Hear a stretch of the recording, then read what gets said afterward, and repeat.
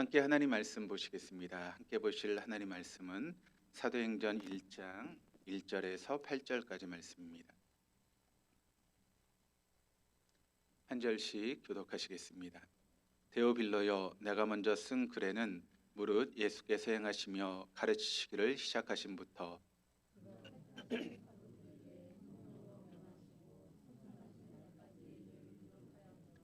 그가 고난 받으신 후에 또한 그들에게 확실한 많은 증거로 친히 살아계심을 나타내사 40일 동안 그들에게 보이시며 하나님 나라의 일을 말씀하시니라.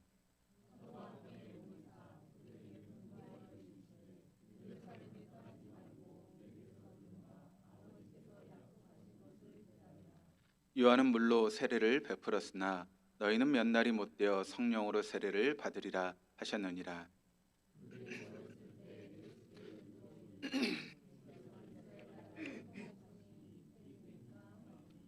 이르시되 때와 시기는 아버지께서 자기의 권한에 두셨으니 너희가 알 바 아니요.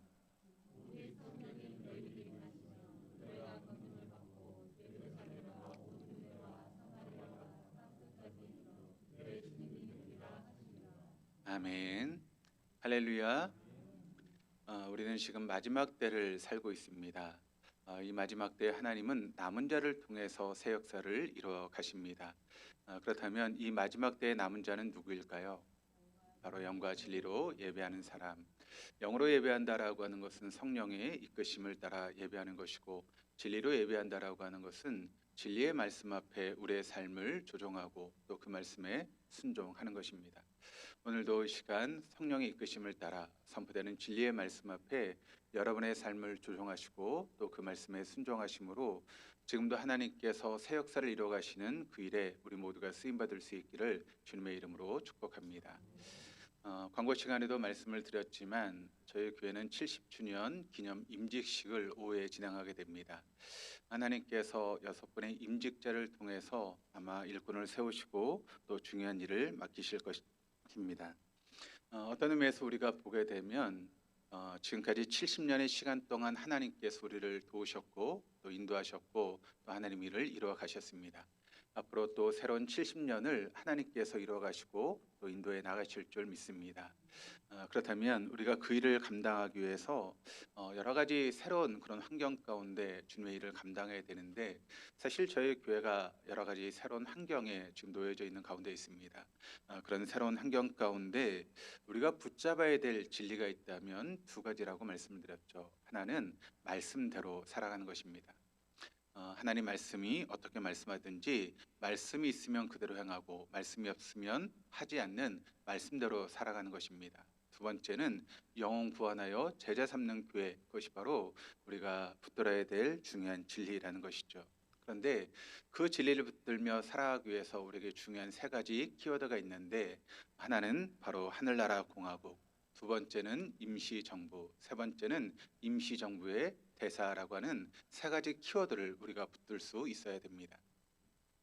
먼저 하늘나라 공화국이라고 하는 것은 하나님께서 우리 인간을 창조하시고 그 모든 통치권을 누구에게 주셨는가 하면 바로 우리 인간에게 주셨다라고 하는 것입니다. 그런데 여러분, 그 인간이었던 아담과 하와가 선악과를 다 먹고 죄를 지음으로 하나님께서 우리에게 주셨던 모든 통치권을 누구에게 빼앗기게 되었습니까? 바로 사단에게 빼앗기게 되었다는 것입니다. 그때부터 사단은 이 세상에서 왕노릇하며 살아가고 있다는 것이죠. 그런데 예수님께서 인간의 몸을 입으시고 이 땅에 오심으로 사단에게 빼앗겼던 통치권을 우리에게 되돌려 주신 것입니다. 그러므로 하늘나라 공화국이라고 하는 것은 무엇인가 하면 우리가 이제 더 이상 사단의 종노릇하는 그런 인생이 아니라 하나님을 주인으로 모시고 또 하나님의 백성들이 다스리는 그런 세상을 회복하는 것, 그것이 바로 하늘나라 공화국이라고 하는 것의 의미라는 것이죠. 두 번째는 임시정부입니다. 우리는 지금 완성되지 않은 하늘나라, 곧 임시정부의 시대 가운데 살고 있다라고 하는 것을 알아야 됩니다. 그래서 임시정부라고 하는 용어를 이해하려면 우리가 알아야 되는 단어가 있다라고 말씀을 드렸죠. 이미, 그러나, 아직이라고 하는 이 단어를 알아야 우리가 임시정부가 어떤 의미를 가지고 있는지를 알게 됩니다. 여러분, 우리가 예수 그리스도를 믿음으로 이미 우리의 마음 가운데 뭐가 완성되었습니까? 하나님의 나라가 완성되었죠. 그래서 우리 마음 안에 하나님 나라가 있는 것입니다. 그런데 그 하나님 나라가 완성되는 때가 언제입니까? 바로 주님께서 다시 오시는 재림의 순간에 그 하나님 나라가 완성되게 된다라고 하는 것입니다. 그래서 우리는 지금 그 완성될 하나님 나라를 바라보면서 임시 정부 가운데 살고 있다는 것입니다. 그래서 이미 그러나 아직이라고 하는 말은 하나님 나라가 이미 우리에게 왔지만 그러나 아직 오지 않았다라고 하는 것입니다. 그런데 그 나라는 주님께서 재림하시는 순간 완성되게 될 것입니다. 우리는 구원을 받았습니다. 그러나 주님이 다시 오시는 그 순간까지 이 세상에서 사단이 왕노릇하고 있는 이 세상 가운데 우리가 끊임없이 치열한 영적인 전투를 벌이며 지금도 우리가 삶을 살고 있다는 것이죠. 그러므로 하루하루 그 사단과의 영적인 전투를 벌이면서 저 여러분이 살고 있는 것입니다. 그런데 어느 때는 승리해서 승리의 기쁨을 누리고 있지만 어느 때는 사단에게 패배해서 여러분 쓰라린 마음을 가지고 살아가는 경우도 있다는 것입니다. 그러나 그것 때문에 우리가 좌절할 것이 없습니다. 왜냐하면 주님께서 오실 때 여러분 하나님 나라가 완성되게 되면 우리는 더 이상 사단에게 지지 않는 그런 완성된 나라에 살 수 있기 때문에 그렇습니다. 그러나 그 과정 가운데 때로는 넘어지기도 하고 때로는 실패하기도 하면서 우리가 그 주님의 나라를 향해서 한 걸음 한 걸음 나아가는 것, 그것이 바로 우리의 모습이라는 것이죠. 세 번째는 바로 그런 임시 정부의 그런 대사로서 우리가 삶을 살고 있다는 것입니다. 여러분 임시 정부의 대사인 우리는 어떤 삶을 살아가야 되는가 세 가지를 생각해 볼 수 있게 되는데 임시 정부를 대표하는 우리는 세상이 왜 이렇게 혼란스러운지 사람들에게 언제 누가 물어봐도 설명해 줄 수 있어야 한다라고 하는 것이죠. 여러분 우리가 살고 있는 이 세상은 왜 이렇게 혼란스러울까요? 사회가 발전하고 과학이 발전하고 문화가 발전하면 세상이 좀 더 나아져야 될 것 같은데 그러나 여전히 세상은 혼란스럽고 어려운 세상이다라고 하는 것을 우리가 경험하고 있습니다. 그 이유가 무엇 때문일까요? 바로 고린도서 4장 4절 말씀이 우리에게 이렇게 증거합니다. 같이 한번 읽어보시겠습니다. 그 중에 이 세상의 신이 믿지 아니하는 자들의 마음을 혼미하게 하여 그리스도의 영광의 복음의 광채가 비치지 못하게 함이니. 여기 보시면 이 세상의 신이라고 것이 나오고 있는데 이 세상의 신이 여러분 무엇을 의미하는 것일까요? 이게 뭐죠? 바로 사단을 의미합니다. 그런데 이 세상의 신이 믿지 않는 사람들의 마음을 혼미하게 하고 있다라고 이야기를 하고 있습니다. 뿐만 아니라 그리스도의 영광의 복음의 강체가 비치지 못하게 그것을 방해하고 있다라고 하는 것을 우리에게 분명하게 말씀하고 있죠. 그렇습니다. 우리가 살고 있는 이 세상이 혼미한 이유는 무엇 때문인가 하면 바로 사단이 왕노릇하고 있기 때문에 이 세상이 이렇게 혼미하다는 것이죠. 아무리 과학이 발달하고 또 사회가 발전하고 문명이 발달한다 할지라도 우리가 살고 있는 이 세상은 언제나 혼미할 것이고 어지러운 세상이 되어질 수밖에 없습니다. 왜냐하면 사단이 막노릇하고 있기 때문이죠. 그 사단은 공중의 권세 잡은 자라고 이야기를 하고 있습니다. 그래서 공중의 권세를 잡고 이 세상에 영향력을 미치고 있습니다. 또 사단 마귀는 불순종의 아들들 가운데 강하게 역사하고 있습니다. 그리고 사단 마귀는 믿지 않은 자들의 마음을 끊임없이 혼미하게 하는 이 세상의 신이다라고 하는 것을 우리는 알아야 됩니다. 그러므로 우리가 살고 있는 이 세상이 왜 이렇게 혼란스러운지 그 근본이 무엇인지 뿌리가 무엇인지를 우리는 사람들에게 설명할 수 있어야 되는 것이죠. 그것은 한마디로 사단이 왕노릇하고 있기 때문에 바로 이 세상이 혼란하다라고 하는 것을 이야기를 해야 되고, 두 번째는 임시정부의 대사인 우리들은 주님께서 다시 오실 것을 증언하며 살아갈 수 있어야 한다는 것입니다. 성경을 보면 하나님의 수없이 많은 약속들이 기록되어 있는 것이 바로 성경의 말씀입니다. 그것을 우리가 신약 혹은 구약이라고 그렇게 부르죠. 거기에 주님의 수없이 많은 약속들이 들어 있습니다. 그런데 그 많은 약속들 중에서 가장 중요하고 가장 많이 나오는 약속이 있다면 그럼 어떤 약속이겠습니까? 그것은 바로 주님께서 내가 다시 오겠다라고 하는 그런 주님의 재림의 약속이 성경에 가장 중요하고 가장 많이 나와 있는 약속이라는 것이죠. 그래서 신약 성경에만 무려 318번이 주님께서 다시 오시겠다라고 하는 그런 재림에 대한 약속을 기록하고 있다는 것입니다. 그러므로 하늘나라 임시정부의 대사로 살아가는 우리들은 그 주님께서 다시 오실 것을 세상에 증언하는 삶을 살아가는 것이 바로 우리 믿는 성도들의 모습이다라고 하는 것을 우리가 알아야 됩니다. 세 번째, 임시정부를 대표하는 대사들인 우리는 그 다시 오실 주님을 증언할 뿐만 아니라 그들이 천국 시민이 될 수 있도록 도울 수 있어야 한다는 것이죠. 여러분, 주님께서 반드시 다시 오실 것이다 라고 하는 그 말씀이 여러분에게 소망이십니까? 정말 소망이십니까? 그렇죠. 믿는 우리에게 주님께서 다시 오신다라고 하는 것은 분명한 살아있는 소망이 됩니다. 그런데 여러분, 그 말씀이 모든 사람에게 소망이 될까요? 그렇지 않습니다. 여러분, 믿지 않는 사람들, 그 믿지 않는 사람들의 입장에서 보면 주님께서 다시 오시는 것은 여러분 소망이 아니라 저주고 또한 멸망이고 화입니다. 그래서 주님께서 다시 오실 때 이 세상은 두 부류의 사람으로 나눠질 수밖에 없죠. 누가복음 17장 34절 35절 말씀을 같이 한번 읽어보시겠습니다. 내가 너희에게 이르노니 그 밤에 둘이 한 자리에 누워 있음에 하나는 데려감을 얻고 하나는 버려둠을 당할 것이요 두 여자가 함께 맷돌을 갈고 있음에 하나는 데려감을 얻고 하나는 버려둠을 당할 것이니라. 자, 우리 주님께서 다시 오실 때 여러분 누가 데려감을 얻고 누가 버려둠을 당하게 되는 것입니까? 좀 쉽게 이야기를 하면 주님께서 다시 오실 때 누가 천국에 가고 누가 지옥불에 떨어지는 것일까요? 기준은 하나밖에 없습니다. 뭐가 기준이죠? 예수를 영접한 구원받은 사람들은 여러분 천국에 올라가게 됩니다. 그런데 예수를 믿지 않고 구원을 받지 못한 사람들은 어떻게 됩니까? 영원한 지옥불에 떨어질 수밖에 없다는 것이죠. 어떤 차이도 없습니다. 그 사람의 학벌이 어떻고 나이가 어떻고 성별이 어떻고 신분이 어떤가 그것은 아무런 상관이 없습니다. 기준은 오직 하나입니다.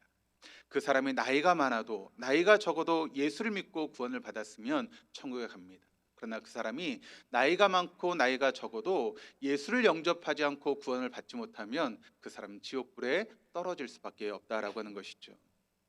그러므로 이 땅을 살아가는 우리의 사명은 무엇인가 하면 우리가 이 땅에서 얼마나 잘 사느냐라고 하는 것이 아닙니다. 내가 얼마나 높은 자리에 올라가고 내가 얼마나 많은 지식을 가지고 있고 내가 얼마나 많은 물질을 가지고 있느냐, 그것이 여러분 우리의 사명이 결코 아니라는 것이죠. 우리의 사명은 장차 오실 그 주님을 우리가 준비하면서 사는 것입니다. 그런데 나만 준비하는 것이 아니라 내 주변의 사람들이 그렇게 살아갈 수 있도록 도와주는 것, 그것이 바로 우리의 사명이라는 것이죠. 그래서 우리 주변의 사람들이 한 사람이라도 지옥불에 떨어지지 않도록 영원한 천국에 들어갈 수 있도록 그들을 멱살을 끌고라도 잡아서 여러분 구원의 자리에 앉게 하는 것, 그것이 바로 우리의 사명이라는 것입니다. 왜 그렇게 해야 될까요? 그것이 바로 우리가 그들을 사랑하는 방법이기 때문에 그렇습니다.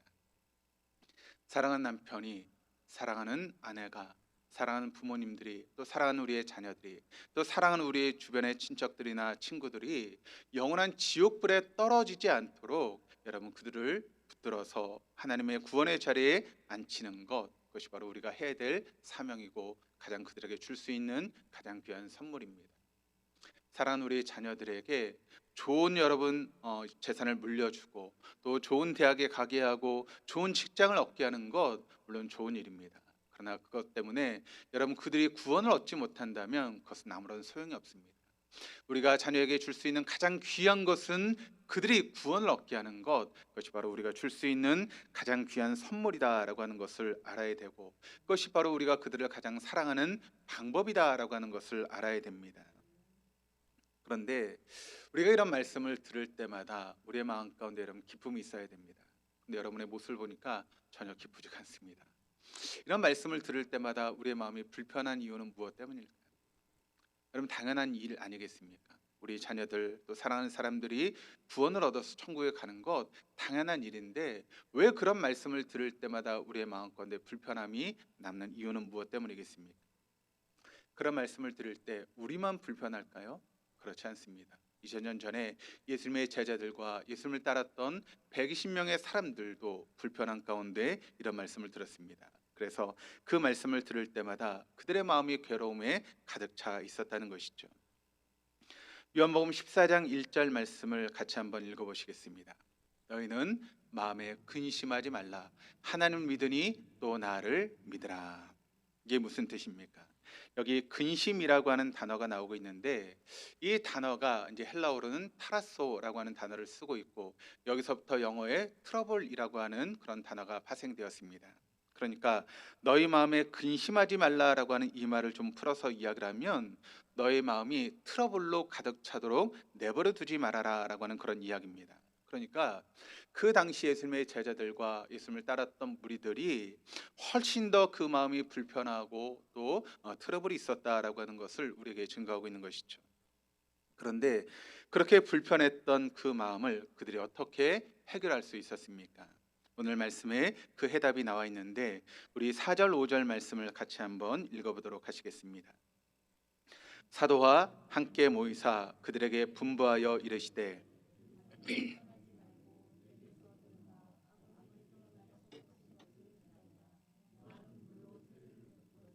너희는 몇 날이 못되어 성령으로 세례를 받으리라 하셨느니라. 자, 이 말씀 가운데 핵심은 두 가지입니다. 하나는 무엇인가 하면, 지금 제자들에게 가장 중요한 것은 무엇인가 하면 바로 성령으로 세례를 받는 것, 그것이 바로 제자들에게 가장 중요한 일이라는 것입니다. 다른 것이 없습니다. 성령으로 세례를 받는 것, 그것이 너희들에게 가장 중요한 일이다라고 하는 것을 우리 주님이 말씀하고 있죠. 또 두 번째는 무엇인가 하면, 그러기 위해서 너희들이 해야 될 일이 있다는 것입니다. 그것은 무엇인가 하면 예루살렘을 떠나지 말고, 그러니까 다른 데 갈 생각하지 말고 예루살렘을 떠나지 말고 하나님 아버지께서 약속하신 것을 기다려야 된다라고 하는 것을 말씀하고 있다는 것이죠. 사도행전이 이렇게 시작을 하고 있습니다. 그러면 1절에 3절까지 말씀은 어떤 인사에 대한 그런 말씀이라면, 4절부터 나오는 말씀이 이 사도행전에 시작되는 부분이고 가장 중요한 본문의 말씀인데, 왜 이렇게 이 말씀이 이렇게 시작을 하고 있는 것일까요? 그 이유는 무엇인가 하면 바로 이것이 가장 시급하고 중요한 일이기 때문에 사도행전의 말씀이 이 말씀으로 시작하고 있다는 것입니다. 왜 그럴까요? 여러분, 예수님이 우리의 모든 죄를 지시고 십자가에 죽으셨습니다. 그런데 그 죽으셨던 예수님을 하나님이 며칠 만에 살려주셨죠? 3일 만에 살아나게 하셨습니다. 그래서 예수님이 부활하셨죠. 부활하셨던 예수님께서 며칠 동안 이 땅에 머무셨습니까? 40일 동안 이 땅에 머무시다가 이제 어디로 가시게 되시죠? 바로 예수님의 본향인 하늘나라로 올라가게 되는 것입니다. 그런데 예수님께서 그렇게 부활하시고 제자를 만나서 40일 동안 그들과 함께 하셨는데, 그 부활하셨던 예수를 만났던 제자들이 전혀 예수를 만난 후에도 달라지지 않았다라고 하는 것입니다. 그러니 그런 제자들을 바라보는 예수님 마음이 얼마나 여러분 다급했겠습니까? 이제 하늘나라로 올라갈 시간들은 점점 다가오는데, 그 예수님의 제자들은 전혀 변화되지 않는 채 그런 모습을 바라봤을 때 예수님 마음이 너무나 다급하셨다는 것이죠. 6절 말씀을 보시면 이런 말씀이 있습니다. 우리 같이 한번 6절을 읽으시겠습니다. 그들이 모였을 때 예수께 여쭈어 이르되 주께서 이스라엘 나라를 회복하심이 이때니까 하니. 자, 제자들이 여러분 어떤 이야기를 지금 하고 있는 것입니까? 부활하신 예수를 만났던 제자는 여전히 예수님께서 어떤 메시아인가 하면 정치적인 메시아로 알고 있었다는 것입니다. 그래서 다윗의 영광을 회복할 수 있는 그 시간이 지금 이 시간입니까? 라고 하는 것을 제자들이 지금 예수님께 묻고 있는 것이죠. 사실 제자들의 입장에 보면 예수님을 여러분 3년 동안 따르지 않았습니까? 그리고 그들이 예수님을 따랐던 이유는 예수님께서 정치적인 메시아로 이 땅에 와서 왕이 되시면 우리가 그 예수님의 제자로서 예수님의 그 좌우에서 나라를 다스릴 수 있는 그런 자리에 오를 것이다 라고 하는 그런 꿈을 꾸고 있었습니다. 그런데 그들이 꿨던 그 꿈들이 예수님이 십자가의 죽으심으로 한순간에 여러분 물거품이 되고 말았던 것이죠. 그래서 예수님이 돌아가신 후에 그 제자들은 너무나 무서워서 문 밖을 한 발짝도 나가지 못할 정도로 두려움에 사로잡혀 있었습니다. 그런데 그런 그들에게 예수님이 살아나신 것입니다. 그리고 그들을 다시 찾아오신 것이죠. 아마 다시 살아나신 예수님을 처음에 그들이 봤을 때 아마 긴가민가 했을 것입니다. 정말 저분이 맞나? 우리가 3년 동안 쫓아다녔던 그 예수님이 정말 살아나신 것이 맞는가라고 하는 그런 마음이 있었을 것입니다. 그런데 그것이 사실이라고 하는 순간을 확인하는 순간, 할렐루야, 드디어 예수님께서 정치적인 메시아로 다윗의 영광을 회복하시겠구나, 정치적인 메시아로 저 로마 왕국의 황제를 끌어내리고 우리가 그 자리를 차지할 수 있겠다라고 하는 그런 마음들이 제자들의 마음 가운데 다시 찾아오게 된 것이지요. 그래서 그들이 예수님이 부활하셨다라고 하는 소식을 사람들에게 증거하기 시작했습니다. 그런데 여러분, 누구에게 증거했을까요? 바로 믿음의 형제 자매들에게 증거한 것입니다. 그때 제자들은 한 사람도 믿지 않는 사람들에게 이런 복음을 증거하지 않고 함께 믿음을 가지고 있던 형제 자매들에게 그 말씀을 증거했던 것이죠. 잠깐 놓쳤던 그런 꿈을 그들은 다시 꾸기 시작하는 것입니다. 어떻게 보면 허망하기 짝이 없는 그런 꿈들을 다시 꿈꾸기 시작한 것입니다. 역시 예수님은 이스라엘에게 잃어버린 나라의 주권을 되찾으실 분이 틀림없다라고 하는 생각을 가지고 그렇게 꿈에 부풀어 있는 것이죠. 그리고 예수님이 그 자리를 차지하게 되면 나는 어떤 자리를 갈까, 그런 확신을 가지고 지금 예수님께 물어보고 있는 것입니다.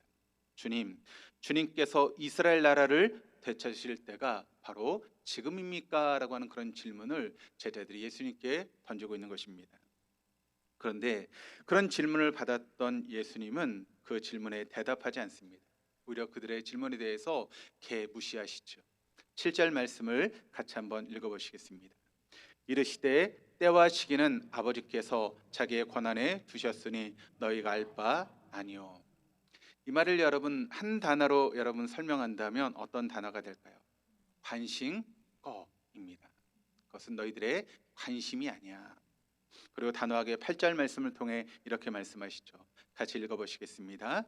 오직 성령이 너에게 임하시면 너희가 권능을 받고 예루살렘과 온 유대와 사마리아와 땅끝까지 이르러 내 증인이 되리라 하시니라. 여러분, 지금 제자들의 문제가 뭐라고 생각하십니까? 주님 보시기에 그 제자들의 문제는 여러분 결코 복잡하지 않습니다. 오직 한 가지만 부족할 뿐입니다. 그것은 무엇인가 하면 그 자신들의 허망한 꿈을 바꾸는 것입니다. 부활하신 예수님에 대한 잘못된 생각을 바꾸는 것, 그것이 바로 제자들에게 필요했다는 것이죠. 그런데 여러분, 그들이 꿈꿨던 꿈을 여러분 버리고 잘못된 생각을 바꾸는 것은 결코 그들의 힘으로는 되지 않은 일입니다. 그런데 그런 그들의 허망한 꿈과 잘못된 생각을 바꿀 수 있는 분이 계시는데 그분이 누구일까요? 바로 성령님이십니다. 성령님이 그들 안에 있을 때 그런 잘못된 꿈이 깨어지고 잘못된 생각들이 바뀌어지는 놀라운 역사가 일어난다라고 하는 것을 사도행전이 우리에게 보여주는 것입니다. 그래서 예수님이 승천하시기 직전에 그들에게 가장 먼저 단단하게 당부했던 것이 무엇인가 하면 다시 4절 5절 말씀을 다시 한번 읽어보시겠습니다. 사도와 함께 모이사 그들에게 분부하여 이르시되 예루살렘을 떠나지 말고 내게서 들은 바 아버지께서 약속하신 것을 기다리라. 요한은 물로 세례를 베풀었으나 너희는 몇 날이 못되어 성령으로 세례를 받으리라 하셨느니라. 지금 예수님께서 이 말씀을 하신 근본적인 이유는 뭘까요? 그 이유는 제자들이 아직 멀었기 때문에 그렇습니다. 부활하신 주님을 보고 있는데 너희들의 꿈이 하나도 변하지 않았어. 나를 향한 너희들의 고정관념, 선입견들이 하나도 깨어지지 않았어. 그것을 지금 주님께서 말씀하고 있는 것이죠. 그러면서 이제부터가 진짜 중요하다라고 하는 것을 우리 주님이 말씀하시는 것입니다. 너희들은 여전히 너희들의 꿈과 생각이 너희들을 지배하고 있다. 내가 누군지 요만큼도 모르고 있어. 지금 너희들이 그런 모습으로 세상을 나간다면 폭망하고 마는 거야. 지금 너희들이 할 일은 예루살렘을 떠나지 않고 함께 모여서 하나님이 약속하신 성령을 기다리면 되는 거야. 그러면 성령께서 너희를 찾아오실 것이고 성령이 너희를 지배하게 되면 너희들이 완전히 새롭게 바뀌게 될 거야 라고 주님께서 말씀하시고 있는 것이죠. 그때 너희들의 생각이 바뀌고 너희들의 꿈이 바뀌고 너희들의 행동이 바뀌고 너희들의 말이 바뀌고 너희들의 운명이 바뀌는 놀라운 역사가 일어날 거야. 그런데 여러분 어떻게 되었습니까?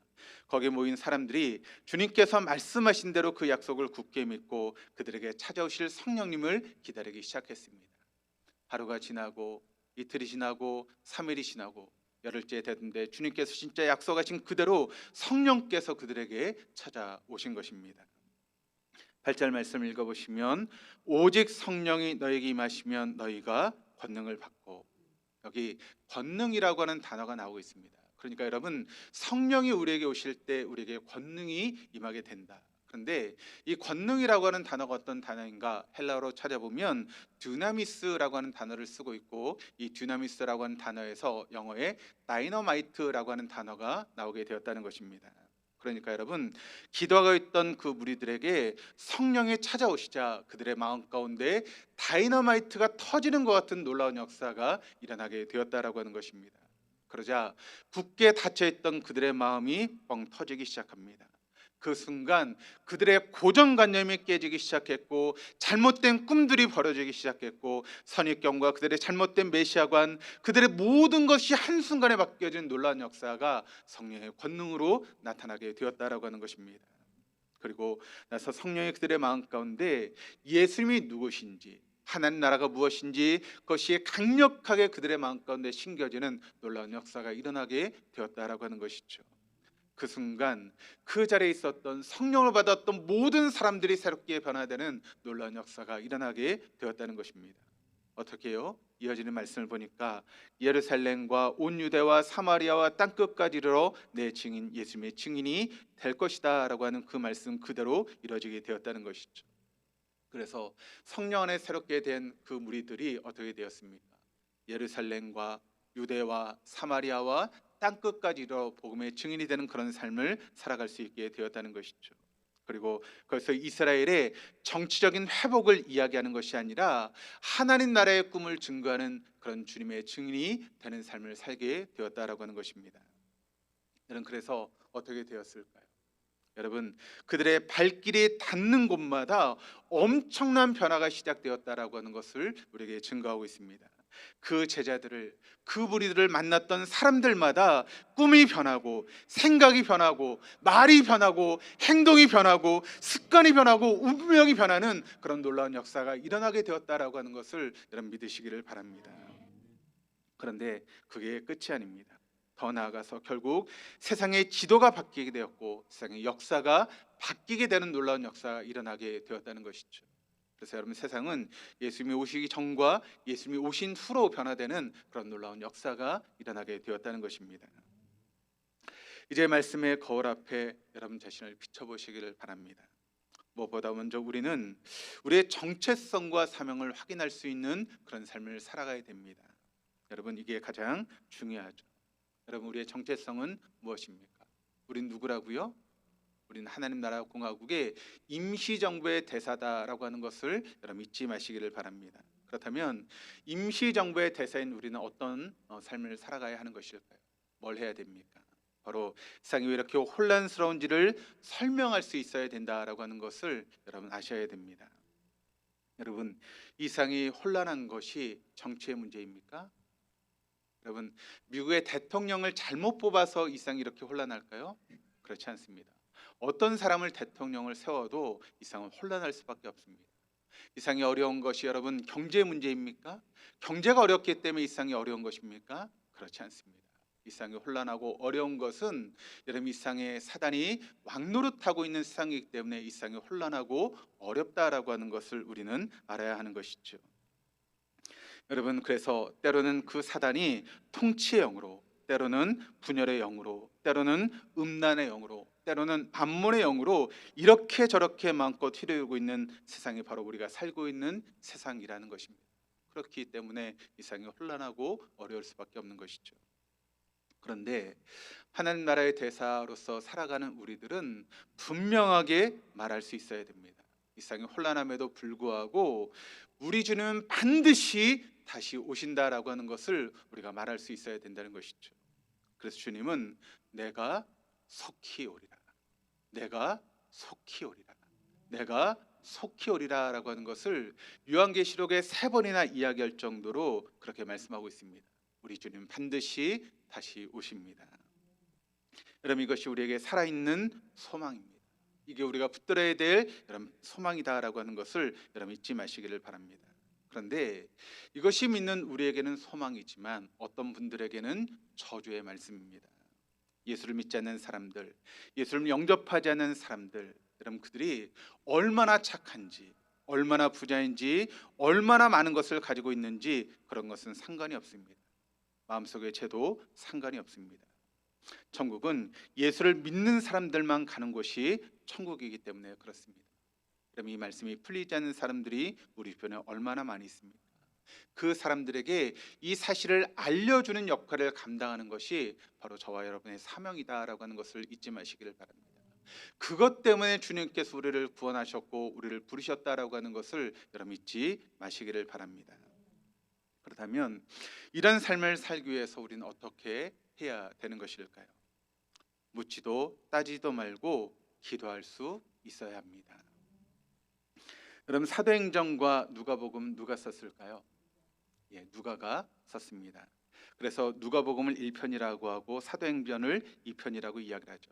근데 사도행전의 1편에 해당되는 누가복음 11장 9절로부터 10절까지 말씀을 보시면 이렇게 말씀하고 있는데 우리 같이 한번 읽어보시겠습니다. 내가 또 너에게 이르노니 구하라 그러면 너에게 주실 것이요 찾으라 그러면 찾아낼 것이요 문을 두드리라 그러면 너에게 열릴 것이니 구하는 이마다 받을 것이요 찾는 이는 찾아낼 것이요 두드린 이에게 열릴 것이니라. 할렐루야. 그렇습니다. 우리 아빠 아버지 되신 하나님께서 우리가 구할 때 받게 될 것이고 찾을 때 찾게 될 것이고 문을 두드릴 때 열어 주실 것이다. 할렐루야. 정말 믿으십니까? 정말 믿으십니까? 그렇다면 제가 질문을 드리겠습니다. 여러분 하나님께 받고 계십니까? 찾으셨습니까? 문이 열리셨습니까? 대답은 반밖에 안 하시는 것 같아요. 나머지 분들은 뭡니까? 나머지 분들은 받으셨습니까? 우리의 삶의 문제를 보면 여러분 정말 한번 솔직해 보시면 우리가 정말 하나님께 구하고 또 찾고 문을 두드리는데 우리가 받지 못하고 찾지 못하고 문이 열리지 않는 경우들이 얼마나 많이 있습니까? 그러면 우리가 어떻게 받고 어떻게 찾고 어떻게 닫힌 문이 열리는 것일까요? 이어지는 13절 말씀을 보니까 이렇게 이야기합니다. 하늘 아버지께서 구하는 자에게 성령을 주시지 않겠느냐 하시니라. 이 말씀은 마태복음 7장에도 나오고 있습니다. 이것을 평행 구절이라고 이야기를 하는데 마태복음 7장 11절 말씀에도 하늘에 계신 너희 아버지께서 구하는 자에게 좋은 것으로 주지 않겠느냐. 그러니까 여러분 우리가 구하고 찾고 두드려서 받아야 될 가장 좋은 것은 뭡니까? 돈입니까? 명예입니까? 세상의 지식입니까? 그게 아니라는 것입니다. 여러분 만약 그것을 지금까지 찾고 구하고 문을 두드리셨다면 그것은 받을 수 없습니다. 그러면 우리가 뭘 받고 뭘 찾고 뭘 두드려야 되는가? 바로 가장 좋은 것 성령을 받기 위해서 두드리고 찾고 문을 두드려야 된다는 것이죠. 그럼 여러분 기도가 뭘까요? 기도는 성령을 초청하는 것입니다. 그래서 우리가 기도하면 그때 성령께서 우리를 찾아오셔서 연약한 우리를 도우시는 것입니다. 탄식하며 우리의 기도를 바꿔 나가시는 것입니다. 우리가 무엇을 기도해야 될지 모르는 우리에게 뭘 기도해야 될지를 알려주시는 분이 바로 우리 성령님이시라는 것이죠. 그래서 여러분 우리가 믿음이 좋아지고 성령과 동행하면 어떻게 됩니까? 그전에는 세상의 것들을 구하고 세상의 것들을 찾았던 우리의 기도가 달라지는 것을 여러분 경험하게 될 것입니다. 바로 성령의 역할이 그런 것이죠. 이렇게 기도하는 거야. 차근차근 가르쳐주면서 어떻게 응답을 받는지를 보여주시는 분이 바로 성령의 역할이라는 것입니다. 그래서 마침내는 반드시 응답하시는 것이죠. 어떤 때는 성령께서 직접 응답하시는 때가 있고 어떤 때는 나를 통해서 응답하시는 때가 있고 어떤 때는 주변의 사람들을 통해서 응답하시고 어떤 때는 주변의 환경을 통해서 우리에게 응답하시는 것입니다. 그럼 착각하지 마시기를 바랍니다. 내가 소원한 대로 이루어지는 것이 응답이 아니라는 것입니다. 내가 돈을 구했을 때 그것이 응답으로 우리에게 주어지는 것이 결코 아니라는 것이죠. 하나님께서 우리에게 주시기 원하시는 것은 그런 것이 결코 아니라는 것입니다. 우리에게 가장 좋은 성령님을 주시겠다라고 분명하고 우리에게 말씀하고 있는 것이죠. 그렇습니다. 하나님 반드시 응답하십니다. 반드시 응답하십니다. 앞에 이야기를 할 때는 아멘을 많이 하시더니 성령이 가장 좋은 거라고 했더니 아멘 하시는 분들이 확 줄어들었네요. 가장 좋은 것으로 응답하십니다. 그래서 여러분 그 성령께서 끊임없이 우리를 도우시고 우리를 인도하시는 것입니다. 그래서 여러분 그 성령을 통해서 우리의 믿음을 자라게 하십니다. 우리를 의롭게 하십니다. 우리를 거룩하게 하십니다. 우리를 영화롭게 하십니다. 영원한 천국으로 우리를 데려가십니다. 우리 하나님 반드시 응답하십니다. 로마서 8장 28절 말씀을 같이 한번 읽어보시겠습니다.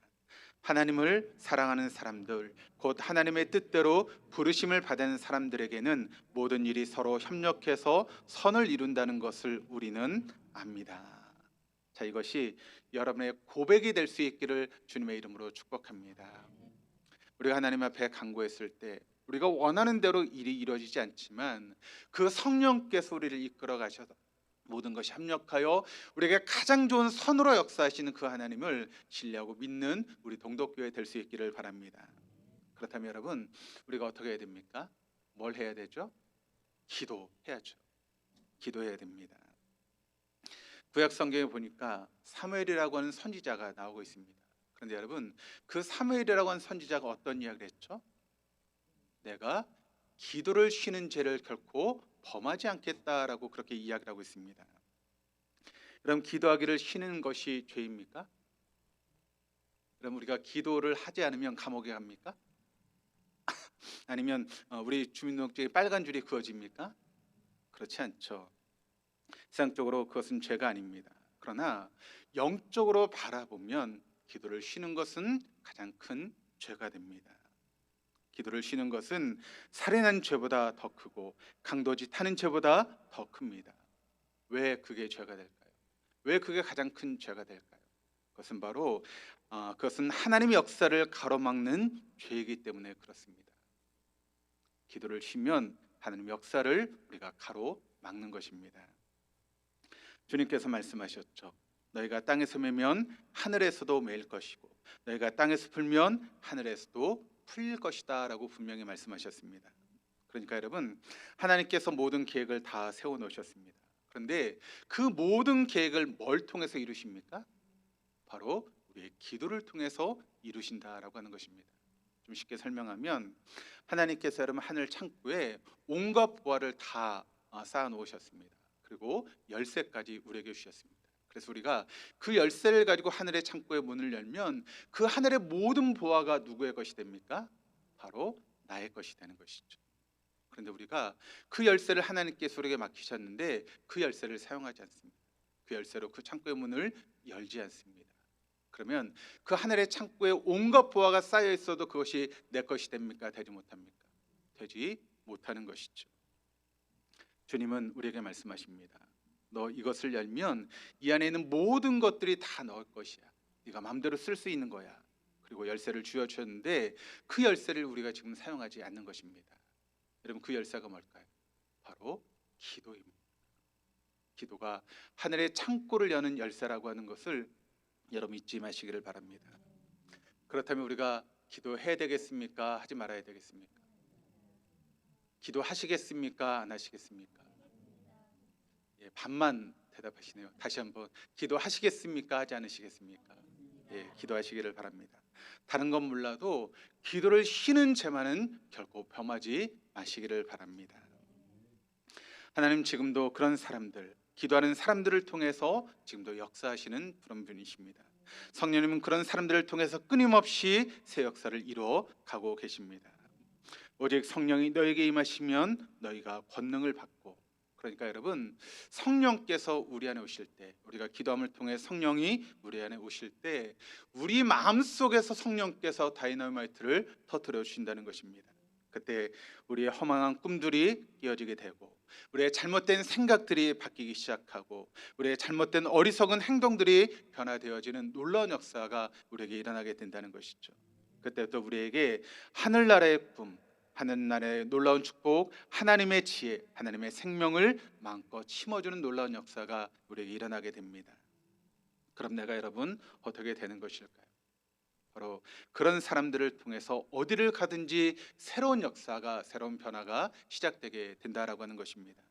우리가 이렇게 성령으로 충만하게 하면 그 사람들을 통해서 주변의 사람들이 바뀌게 되는 것입니다. 주변 사람들의 꿈이 바뀌고 생각이 바뀌고 말이 바뀌고 행동이 바뀌고 습관이 바뀌고 운명이 바뀌는, 세상의 지도가 바뀌는 놀라운 역사가 그런 사람들을 통해서 이루어지게 된다는 것이죠. 그렇다면 여러분, 우리가 예수를 제대로 믿어야 되는 것 아니겠습니까? 언제까지 이렇게 살아가시겠습니까? 예수를 좀 제대로 믿어야 되지 않겠습니까? 저에게 하는 이야기입니다. 우리 함께 예수를 좀 제대로 믿어보십시다. 기도가 살면 사는 것입니다. 기도하면 되는 것입니다. 기도는 천국의 문을 여는 열쇠입니다. 기도는 천국의 열쇠다. 하나님께서 하늘 보화를 천국의 그 창고에 가득 담아 놓으셨는데, 또 열쇠까지 우리에게 맡기셨는데, 여러분 그 열쇠를 사용하지 않아서 그 창고에 온갖 보화가 그냥 쌓여 있는 어리석은 삶을 살지 마시고, 여러분 그 열쇠인 기도를 하심으로 하나님께서 우리를 위해서 모든 것을 제비해 주신 천국 보화를 다 사용하며 살아갈 수 있는 우리 동덕의 모든 교우들 다 될 수 있기를 주님의 이름으로 축복합니다.